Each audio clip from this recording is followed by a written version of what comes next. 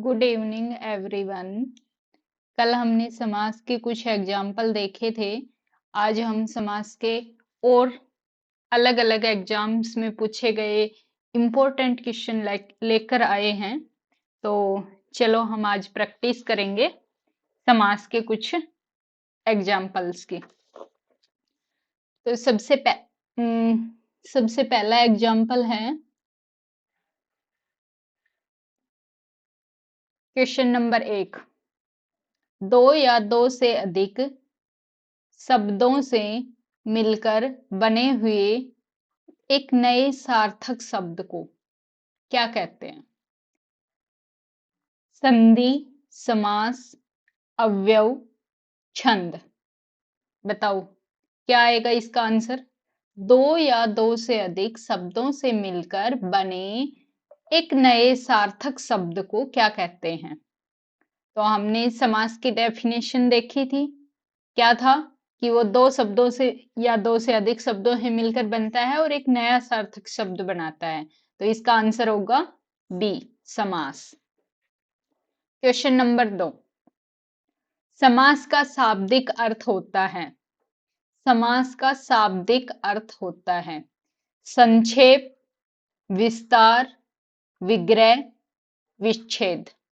क्या होगा? समास क्या है, उसका शाब्दिक अर्थ क्या होगा? उसका शाब्दिक अर्थ होगा संक्षेप। यानी समास क्या है कि दो या दो से अधिक शब्द मिलकर एक नया शब्द बनाते हैं और वो नया शब्द एक छोटा रूप होता है जिसको हम बोलते हैं संक्षेप। ठीक है, नेक्स्ट एग्जाम्पल।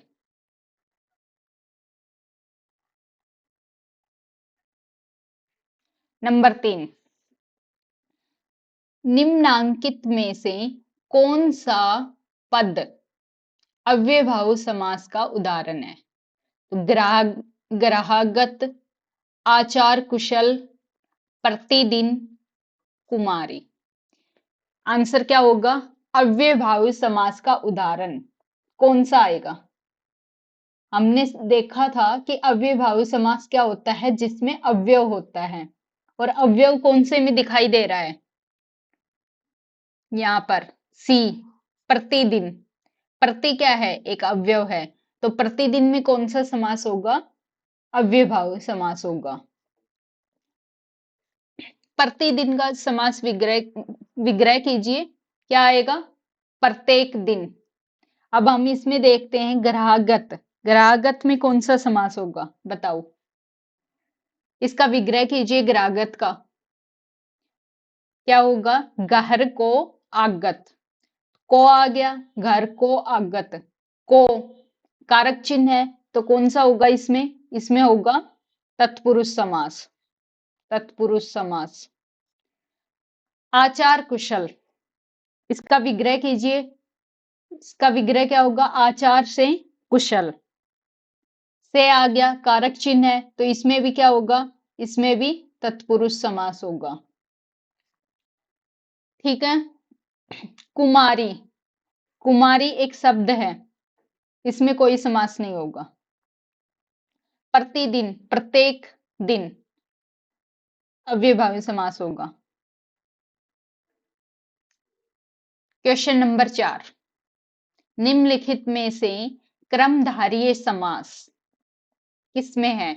क्रमधारीय समास कहां पर होता है?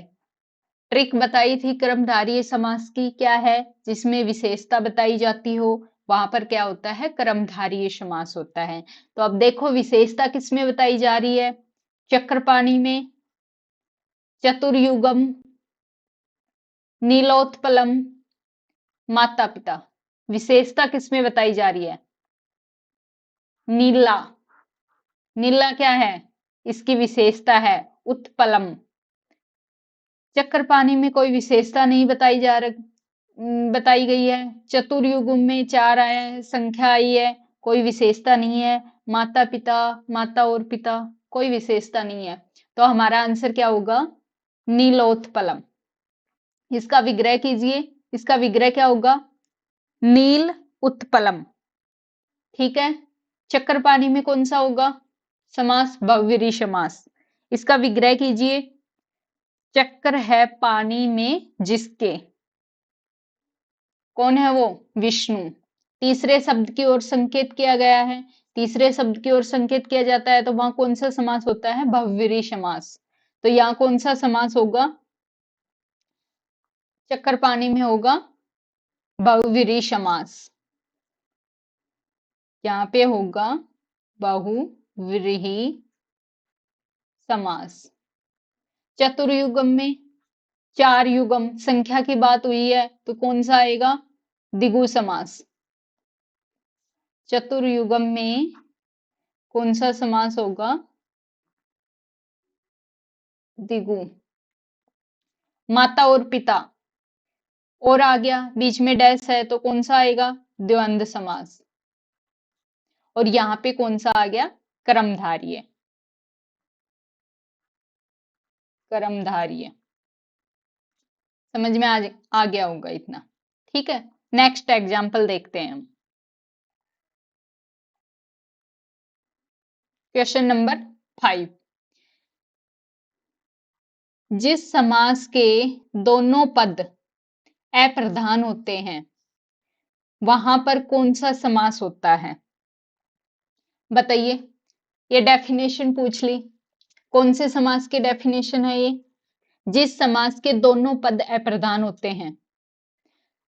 मैंने बताया था कि जिस समास के दोनों पद अप्रधान होते हैं वहां क्या होता है? एक तीसरे शब्द की ओर संकेत किया जाता है। तो वहां कौन सा समास होगा? बहुव्रीहि समास। तो हमारा आंसर होगा बहुव्रीहि।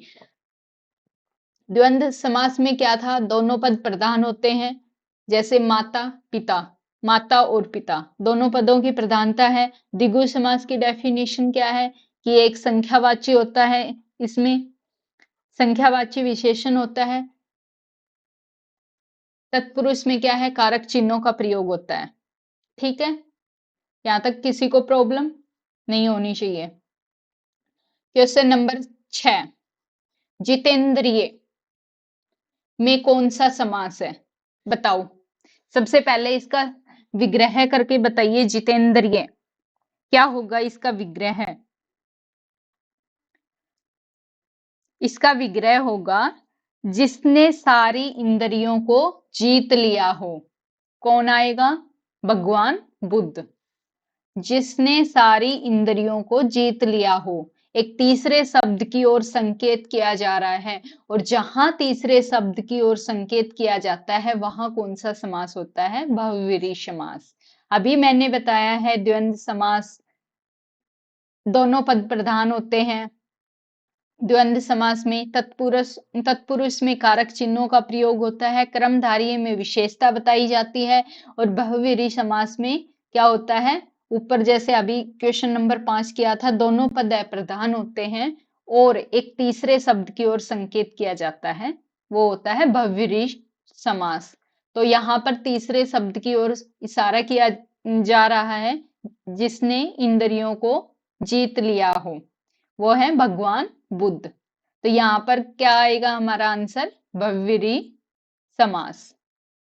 बहुव्रीहि। नेक्स्ट एग्जाम्पल,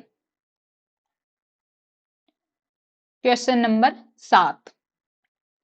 क्वेश्चन नंबर 7 है देवासुर। देवासुर में कौन सा समास है? बताओ। बहुव्रीहि, कर्मधारय, तत्पुरुष, द्वंद्व, कौन सा समास आएगा देवासुर में? इसका पहले विग्रह कीजिए। देवासुर का विग्रह क्या होगा?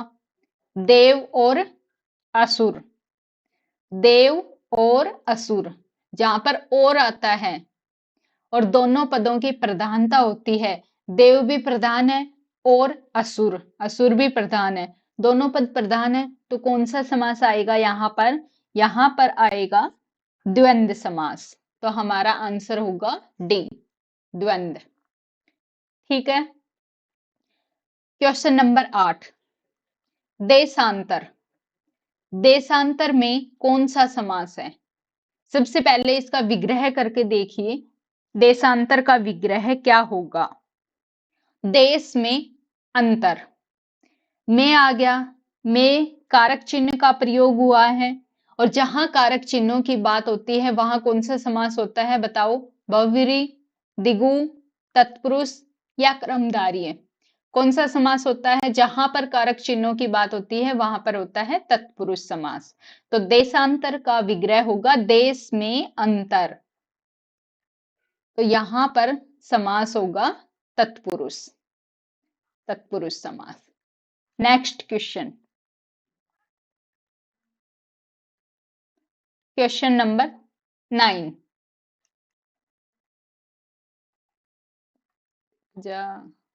क्वेश्चन नंबर 9 देखो, दानवीर में कौन सा समास है?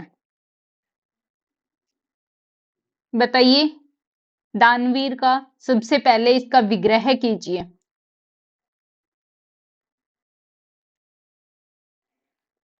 दानवीर का विग्रह कीजिए, क्या आएगा? दान में वीर, दान में वीर। में आ गया, में क्या है? कारक चिन्ह है, और जहां कारक चिन्हों की बात होती है वहां कौन सा समास होगा? बताओ। तत्पुरुष, बहुव्रीहि, द्विगु या द्वंद्व? बताओ कौन सा समास होगा दानवीर में? इसका विग्रह होगा दान में वीर, और कारक चिन्ह है में, तो क्या आएगा? तत्पुरुष समास। क्वेश्चन नंबर 10, आज का हमारा वीडियो का लास्ट क्वेश्चन है ये, जल्दी जल्दी बता दो क्या है। मुख्य दर्शन में कौन सा समास है? मुख्य दर्शन, सबसे पहले इसका विग्रह कीजिए। विग्रह होगा मुख का दर्शन, मुख का दर्शन। बताओ कौन सा समास है? द्विगु, तत्पुरुष, द्वंद्व, बहुव्रीहि? इसका विग्रह करने पर आता है मुख्य का दर्शन। का आ गया, कारक चिन्ह है, और जहां कारक चिन्हों की बात होती है अभी बताया था कौन सा समास होगा? तत्पुरुष। तो ये हमारी वीडियो का लास्ट क्वेश्चन था। वीडियो अगर आपको अच्छी लगी हो तो वीडियो को लाइक कर दो, शेयर कर दो और कमेंट करो। ऐसे ही वीडियो हर रोज आती रहेगी आपको, और चैनल को सब्सक्राइब कर लो। हम मिलेंगे नेक्स्ट वीडियो में कल शाम को 7 बजे नए क्वेश्चनों के साथ।